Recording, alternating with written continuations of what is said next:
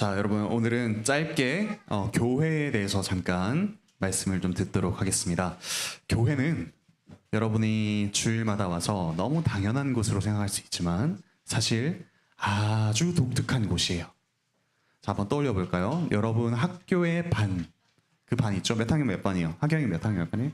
4학년 3반. 4학년 3반에 나이가 다른 친구들이 있나요? 없죠. 여러분의 아마 반마다 나이가 다른 친구들이 없을 거예요. 그런데 교회는 어떨까요? 뱃속의 아기부터 시작해서 할아버지, 할머니들까지 있어요. 자, 그리고 여러분 부모님들의 직장을 한번 떠올려 볼까요? 여러분 부모님들의 직장에서 아마 대부분 비슷한 일을 하는 사람들이 모여 있을 거예요. 그런데 교회는 어떻죠? 일하는 것들이 다 달라요. 비슷한 일을 하는 사람도 있고 같은 일을 하는 사람도 있지만 다양한 일을 하는 사람들이 모여 있는 곳이 바로 교회죠. 그리고 여러분 친구들 간의 사이를 한번 좀 생각해 볼까요? 여러분 친구들 어떤 친구들이랑 주로 친해요? 어떻지, 연찬이? 어떤 친구들이랑 친해? 착한 친구들. 그렇지, 보통은 착한 친구들이랑 친해요. 교회에 착한 사람들만 있을까요? 예. 나부터가 좀 나쁜 사람이다라는 생각이 들면 아주 양심적인 친구일 것 같은데, 보통 친구들 사이에서는 나랑 취미가 비슷한 친구들, 아니면 성격이 비슷한 친구들, 말이 통하는 친구들이랑 같이 지내죠. 그러다가 싸우면 화해를 할 수도 있지만 다른 친구들도 사귀면 되잖아요. 그렇죠? 근데 교회는 성격이 비슷하지 않아도, 조금 마음에 들지 않는 게 보여도 우리는 같은 교회로 계속 지내요. 세상에 이런 교회 같은 곳을 찾아볼 수가 없어요. 교회는 딱 한 가지, 하나님을 믿는 것 말고는 모든 게 달라도 괜찮은 곳이에요. 왜냐하면 예수님께서 하나님과는 너무도 다른 우리를 그분의 가족으로 받아주셨거든요. 하나님과는 너무도 다르고 하나님의 기준에서 봤을 때는 도무지 함께하기 싫은 사람들, 그 사람들과 한 가족이 되어주셨기 때문이에요. 그래서 우리는 하나님의 가족이 되었기 때문에 다른 게 모든 게 달라도 하나님을 믿는 믿음 딱 하나, 그게 같으면 우리는 한 교회라고 부를 수가 있어요. 자, 정리를 해볼까 하는데요. 여러분이 보통 안에 들어가서 사는 곳을 뭐라고 하죠? 집이라고 하죠.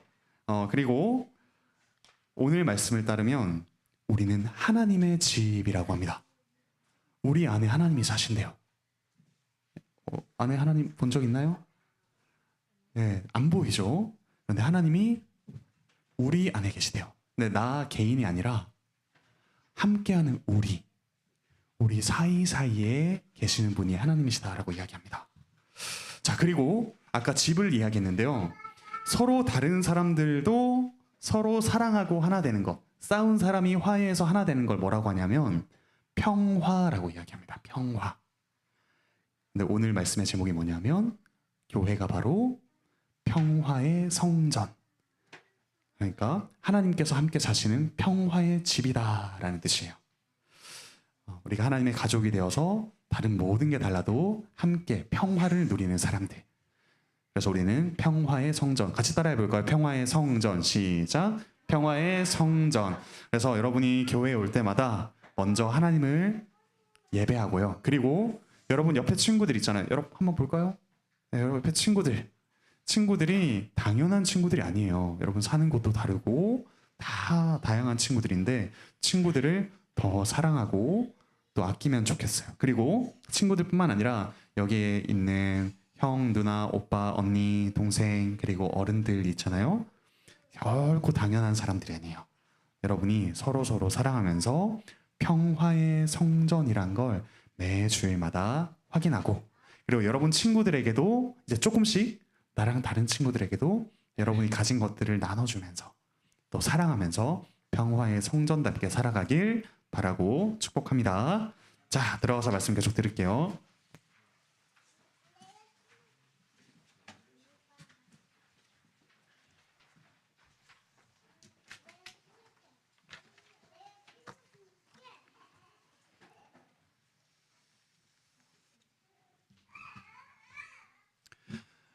우리는 살면서 여러 가지 관계 속에 처합니다. 가정, 학교, 직장 이런 곳에서 많은 사람들과 엮여 있죠. 그리고 직접적인 관계가 없는 많은 사람들과도 함께합니다. 아마 이 중에서 옆집에 누가 사는지, 어떤 사람들이고 무슨 일을 하고 어떤 성격을 가진지 아시는 분은 많지 않을 것 같습니다. 그럼에도 우리는 함께 살아가죠. 지금 지구에는 약 82억 명 정도의 인구가 있다고 합니다. 아마 역사상 가장 많은 인구가 사는 시대이지 않을까 싶습니다. 그런데 역설적이게도 이렇게 많은 사람들과 함께 하면서 우리의 문화는 점점 다른 사람들보다 자기 자신을 더 중요하게 여기라 라고 우리에게 말하고 있습니다. 관계에서 문제가 생기면 어떻게 하죠, 보통? 그걸 해결하려고 노력은 합니다. 하지만 쉽게 관계를 끊고 나와 잘 어울릴 수 있는 또 다른 사람들을 찾아가곤 합니다. 요즘에 러닝 크루 혹은 여러 가지 동호회 등 이런 사적인 모임들이 활발하게 생기고 있는데, 그런데 그런 관계 속에서 우리는 정작 속 깊은 우리의 이야기를 나누는 그런 깊은 관계를 찾기는 힘듭니다. 왜 그럴까요? 이 공동체는 추상적이지만 나라는 실체는, 사람은 아주 구체적이기 때문입니다. 학교 공동체, 직장 공동체는 실체가 있다고 생각하기 어렵지만 학교 안에 나, 직장 안에 나는 너무나도 뚜렷한 실체입니다. 학교와 직장의 발전이라는 말은 별로 크게 와닿지 않지만 내가 얻는 이익과 손해는 너무나도 분명합니다. 중요한 책임을 맡고 있지 않는 한 이 사실은 더욱더 심각해지죠. 오늘 본문 바로 앞단락인 2장 1절부터 10절은 우리가 받은 구원이 어떤 것인가를 이야기하고 있습니다. 이 세상의 문화에서 얘기하는 것과는 비교할 수 없을 정도로 우리 자신이 얼마나 소중한가를 이야기해주는 본문이 바로 앞단락입니다. 그런데 이어서 오늘 본문은 11절에서 그러므로라는 말로 시작합니다. 그러므로라는 말로 시작해서 교회 공동체를 이야기합니다. 나 자신이 이렇게 소중한 사람이 되었다면, 그렇다면 공동체를 이야기하지 않을 수 없다라고 이야기합니다. 자세히 읽어보시면 마치 공동체 없는 나라는 개인은 상상할 수 없다는 것처럼 사도 바울은 이야기하고 있습니다. 교회라는 구체적인 공동체 없이는 나라는 개인의 구원은 추상적인 말밖에 되지 않기 때문입니다. 에베소서, 특히 오늘 본문에서 말하는 우리의 구원은 평화와 아주 관련이 깊습니다. 우리는 구체적인 평화의 관계 속에서 구원을 경험하기 때문입니다. 본문을 통해서 평화의 성전으로서의 교회에 대해 세 가지로 말씀을 듣겠습니다. 첫 번째, 평화가 없는 사람들은 어떠한가? 두 번째, 평화를 주기 위해 그리스도께서 무엇을 행하셨는가? 세 번째, 평화의 성전인 우리는 어떤 사람들인가? 말씀을 듣고 함께 평화의 성전으로 자라가길 바랍니다. 첫째로, 평화를 누리지 못하는 이들은 평화와 반대되는 불화의 폐허 속에서 살아갑니다. 평화를 누리지 못하는 이들은 불화의 폐허 속에 살 뿐입니다. 11절에서 사도 바울은 에베소 성도들에게 구원받기 전 자신들의 상태가 어떠했는가를 잘 기억해 보라고 합니다. 유대인들은 이런 에베소 성도와 같은 이방인들을 할례받지 않은 무리라고 불렀습니다. 구약에서 할례는 어떤 것이었죠? 하나님의 백성이라는 중요한 표시였습니다. 그래서 유대인들은 이런 할례받지 않은 이방인들과 밥도 같이 먹지 않았습니다. 겸상조차 하지 않았다는 말입니다.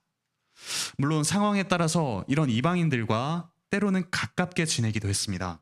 강대국과는 동맹을 맺기도 하고 조공도 바치기도 했습니다. 하지만 그럼에도 불구하고 영원히 함께할 대상으로는 결코 생각하지 않았습니다. 근데 그건 반대로 이방인도 마찬가지였습니다. 이방인들과 유대인들은 자신의 이익과 필요에 따라서 하루는 친구가 되었다가 또 하루는 원수가 되기도 하였습니다. 그런데 이게 과연 이방인과 유대인만의 문제일까요? 우리는 어떻습니까? 우리가 누리는 평화, 우리가 떠올렸을 때 우리가 나름 누리고 있는 평화를 한번 생각해 봅시다. 이익과 필요가 맞아서, 그래서 다툼이 없는 그저 그런 상황, 그것을 평화라고 생각하고 계시진 않습니까? 그러다가 한쪽이라도 손해보는 일이 생긴다면 그런 평화는 곧장 깨져버리곤 하지 않습니까?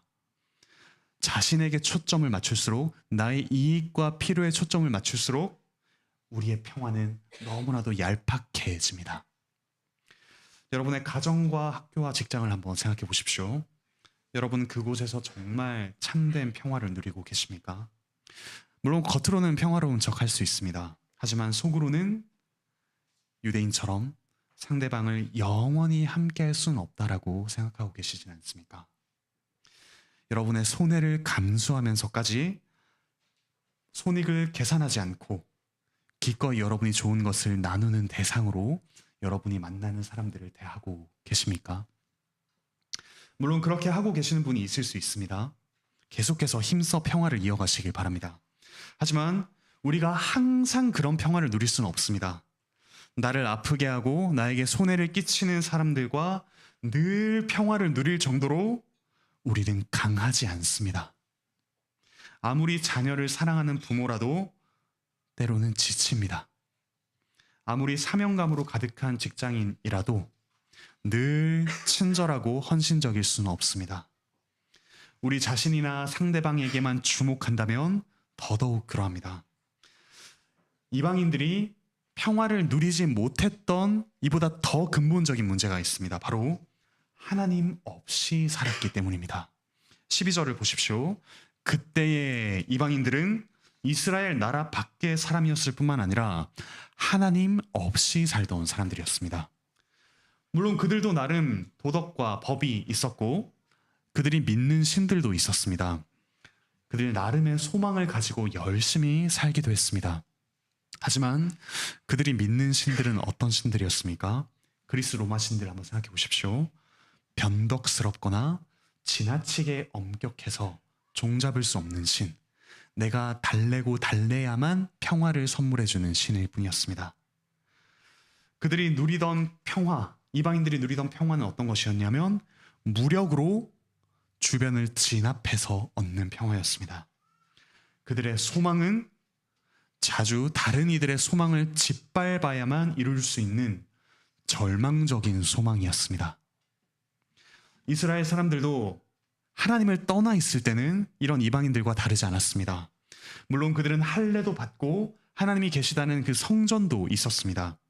하지만 하나님을 떠나 있을 때 그것들은 그저 형식적이고 종교적인 일에 불과했지 평화와는 거리가 멀었습니다.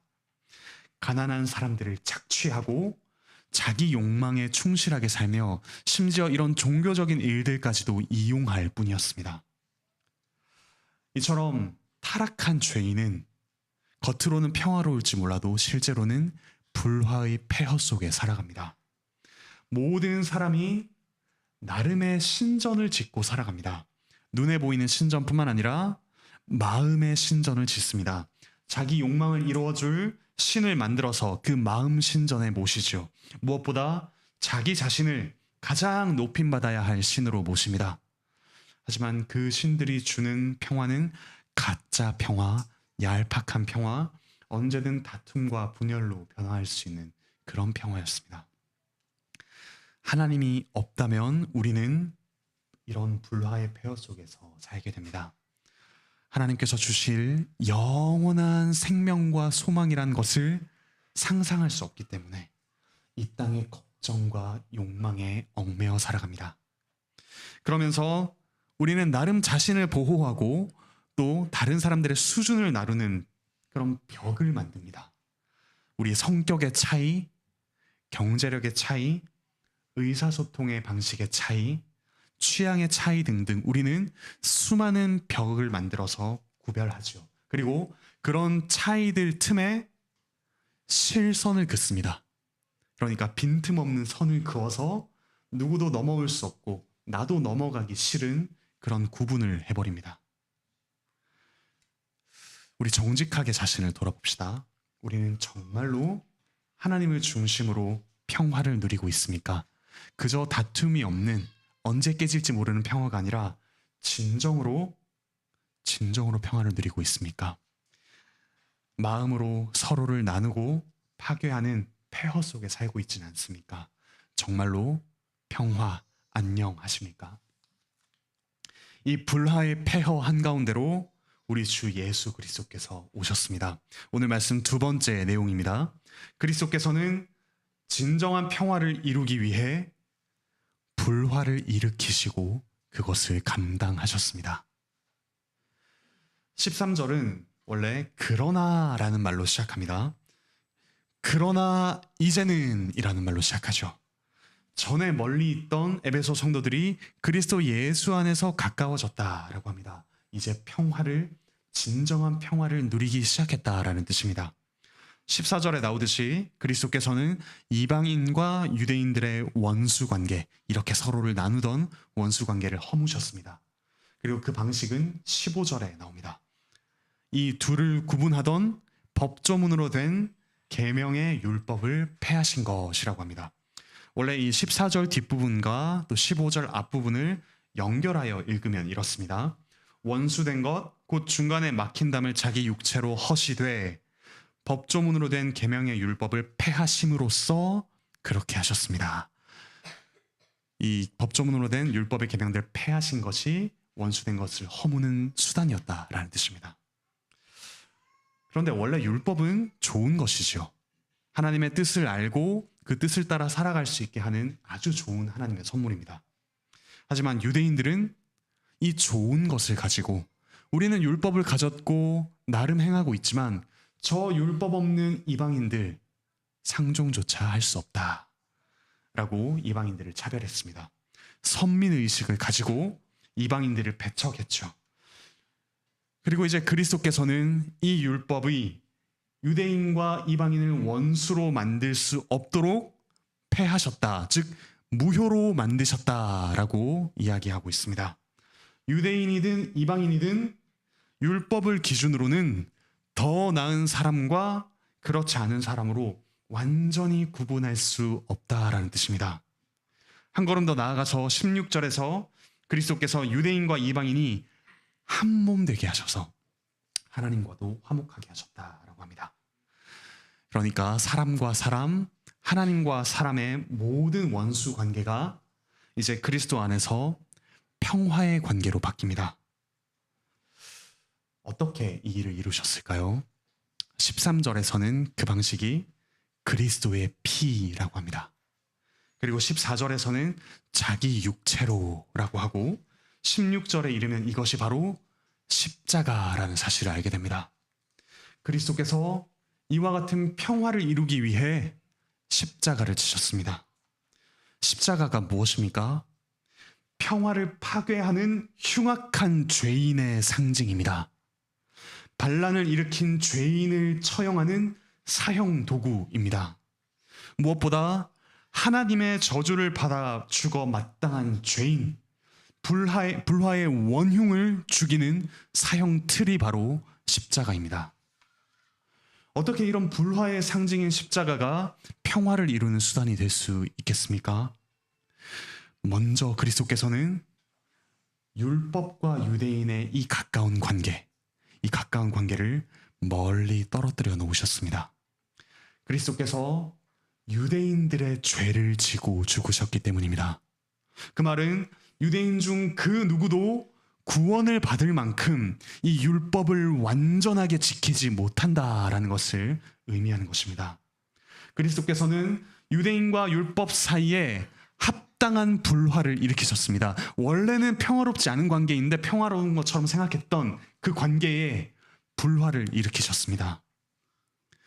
그리고 그리스도께서는 우리를 포함한 이방인들과 이 이방인들의 소망 사이에 불화를 일으키십니다. 앞서 들으셨듯이 우리는 나름의 기준들, 그 기준들은 우리의 소망이 되는 것들입니다. 우리의 자랑거리가 되는 것들이죠. 그런 기준들로 다른 사람들과 우리 자신을 구분합니다. 수많은 벽을 세우고 더 나은 사람과 그렇지 않은 사람을 구분하지요. 하지만 그리스도께서는 그런 우리의 죄를 지고 죽으셨습니다. 즉, 우리 중 누구도 하나님의 기준에 미치지 못한다는 뜻입니다. 절대적인 기준을 가지신 하나님 앞에서 우리 나름의 소망은 모두 빛이 바랍니다. 그분 앞에서 구원을 받을 자격이 있다고 자기를 주장할 수 있는 사람은 아무도 없다는 것이 분명히 드러났습니다. 이처럼 그리스도께서는 유대인과 이방인의 죄를 지고 죽으셨습니다. 그들이 원래 평화를 누린다고 생각했던 대상들과 합당한 불화를 겪게 하셨습니다. 그리고 나아가서 여기서 우리가 또 하나 주목해야 될 더 중요한 사실은 그리스도께서 친히 불화의 자리인 십자가에 달리셨다는 것입니다. 그리스도께서는 하나님과 원래 완전한 평화를 누리시던 그런 분이셨습니다. 무한한 사랑을 영원전부터 나눠오시던 분이시죠. 그 어떤 시기심이나 착취, 배신, 우리가 흔히 겪는 그런 관계의 어려움을 하나도 겪지 않는 그 순전한 관계, 그 평화, 우리가 상상할 수 있는 그 어떤 관계보다 깊고 친밀한 평화 속에 사신 분이 바로 성자 하나님, 우리 주 예수 그리스도이셨습니다. 하지만 그리스도께서는 우리와 하나님 사이의 평화를 이루기 위해 기꺼이 아버지의 원수, 죄인이 되어 십자가에 달리셨습니다. 가장 사랑하던 분께, 또한 가장 사랑을 주시던 분께 저주를 받는 자리에 서셨습니다. 그분이 누리던 완전한 평화, 넘치는 사랑, 한없는 기쁨은 십자가에서 단 한 톨도 남김없이 모두 거두어졌습니다.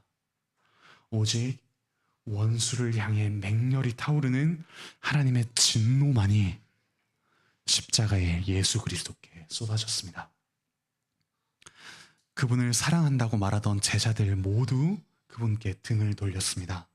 그분의 피조물들은 십자가에 달린 창조주를 모욕하기 바빴습니다. 서로 반목하기 바빴던 로마인들과 유대인들은 저 공통의 원수 그리스도를 죽이는데 마음을 모았습니다.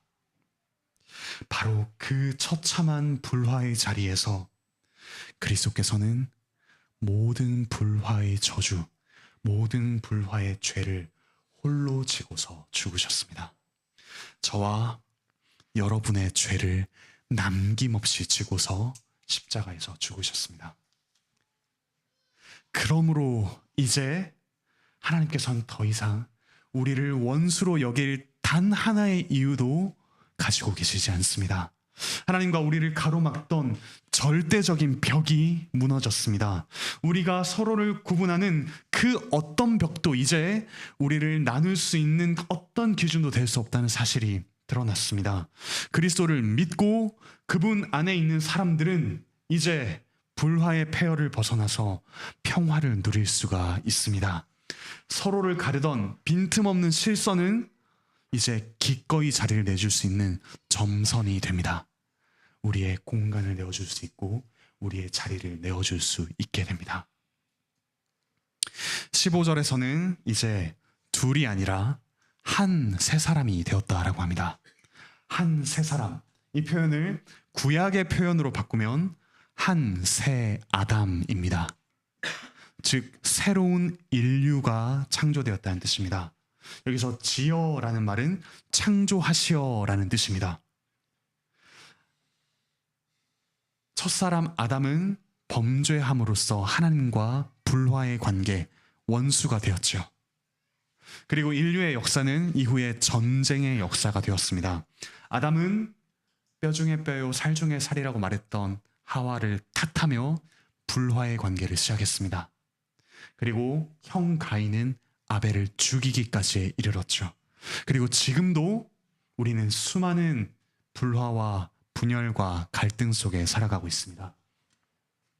하지만 이제 이 불화의 폐허 한가운데서 그리스도 안에 새로운 인류가 탄생했습니다. 그 새로운 인류가 바로 교회입니다. 교회는 하나님과 평화를 누리는 한 새 사람입니다. 첫사람 아담은 죄를 짓고서 하나님을 피했습니다. 하지만 교회인 우리는 그리스도 안에서 회개하며 우리를 찾으시는 하나님을 향해 더욱더 나아갑니다. 이 죄로 얼룩진 우리 몸을 이끌고서라도 더욱더 하나님을 찾습니다. 이런 평화 17절에 나오듯이 먼 데 있는 너희 이방인과 가까운 데 있는 자들 유대인들이 모두 그리스도께서 이루신 평화의 복음을 듣습니다. 그리고 이제 우리를 가로막던 모든 벽을 허물고 한 성령 안에서 한 몸으로 아버지께 나아갑니다. 우리와 원수였던 하나님이 이제는 우리를 사랑하시는 아버지가 됩니다. 그분의 가족이 되었죠. 이제 우리는 모든 차이에도 불구하고 서로 하나 되어 한 아버지를 모시며 평화를 일구어 갈 수 있습니다. 사랑하는 형제자매 여러분, 이것이 바로 그리스도께서 이루신 평화입니다. 그분의 십자가로 이루신 평화입니다. 이 평화를 누리십시오. 만약에 여러분이 하나님보다 더 가까이 두는, 하나님보다 더 평화롭게 지내는 무언가가 있다면 그것과 불화를 겪으셔야 합니다. 여러분의 꿈, 여러분의 계획, 여러분의 자랑거리가 만약에 다른 사람들의 수준을 나누거나 여러분을 하나님과 멀어지도록 만드는 것이라면 그것들을 그대로 내버려 두어서는 안 됩니다. 하나님과 우선 가장 가까운 관계, 평화를 누리십시오. 하나님과 평화를 누린 후에야 우리의 꿈과 계획, 소유와 은사들이 제자리를 찾아갑니다. 사람을 차별하는 수단이 아니라 섬기는 방편들이 됩니다. 평화란 단순히 다툼이 없는 상태가 아닙니다. 다툼이 없을 뿐만 아니라 모든 것이 서로 조화를 이루는 것이 평화, 성경에서 말하는 샬롬, 하나님께서 보시기에 좋았더라 라고 말하는 바로 그 상태입니다. 그러므로 여러분들이 가진 것이 있다면 그것으로 더욱더 조화를 이루기 위해 더욱더 섬기시길 바랍니다.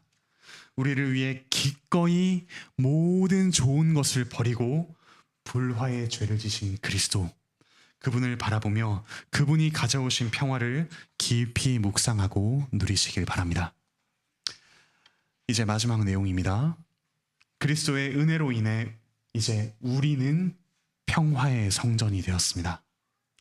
19절은 에베소 성도들의 이전 신분과 지금의 신분을 대조합니다. 더 이상 이전에 그랬듯이 외인도 아니요, 나그네도 아니요, 오직 성도들과 동일한 시민이요, 같은 국적을 가진 사람이란 말입니다. 그리고 권속이 되었습니다. 하나님 나라에 소속되었고 권속은 가족이라는 뜻입니다. 하나님의 가족이 되었다는 뜻입니다. 같은 하나님 아버지를 모시는 가족이죠. 이것으로도 너무나도 놀라운 사실을 우리가 봅니다. 하지만 여기서 그치지 않습니다. 20절에서부터 사도 바울은 더욱더 놀라운 이야기를 합니다. 이 세상에 사실 가족만큼 가까운 관계는 없습니다. 우리 곁에서 늘 함께하는 사람들이 가족이죠. 그런데 우리는 하나님의 가족일 뿐만 아니라 더 가까운 무언가가 되었습니다. 바로 하나님의 집, 하나님의 성전이 되었습니다. 즉 하나님께서 가족으로서 우리 곁에 계실 뿐만 아니라 이제 그분의 집인 우리 안에 거하신다는 뜻입니다. 에베소 성도들은 이렇게 평화를 가져오신 그리스도를 직접 보지 못했습니다. 그래서 사도들, 그리고 당시에 하나님의 말씀을 전하던 선지자들의 가르침을 받았습니다. 20절에 나오는 선지자들은 구약의 선지자가 아니라 이 당시에 활동하던 하나님의 말씀을 대변하던 선지자입니다. 그리고 그들의 가르침이 터가 됩니다. 터가 됐다는 말은 그 위에 뭔가를 지어 올린다는 말이죠. 그리고 그리스도 예수께서 친히 모퉁이 돌이 되셨습니다. 모퉁이 돌이란 건물이 이렇게 있다면 가장 먼저 두 벽을 연결하도록 놓는 돌입니다. 이 돌을 기준으로 두 벽이 세워지고 건물 전체의 모양이 잡힙니다. 말 그대로 모퉁이에 이 돌을 두고서 전체 건물을 짓는다는 말이죠. 그러니까 건물의 기준과 기초가 되는 돌이 모퉁이 돌입니다. 그리스도께서 우리의 모퉁이 돌이 되십니다. 그리고 어떤 일이 일어납니까? 21절을 보십시오. 그의 안에서 건물마다 서로 연결하여 모퉁이 돌이 세워지고 이제 연결되기 시작합니다. 연결하여 주 안에서 점점점 뭔가가 지어져 가는데 이것은 성전입니다. 그리고 그 건물들, 이 성전을 이루는 돌들이 바로 우리입니다. 저와 여러분 한 사람 한 사람입니다.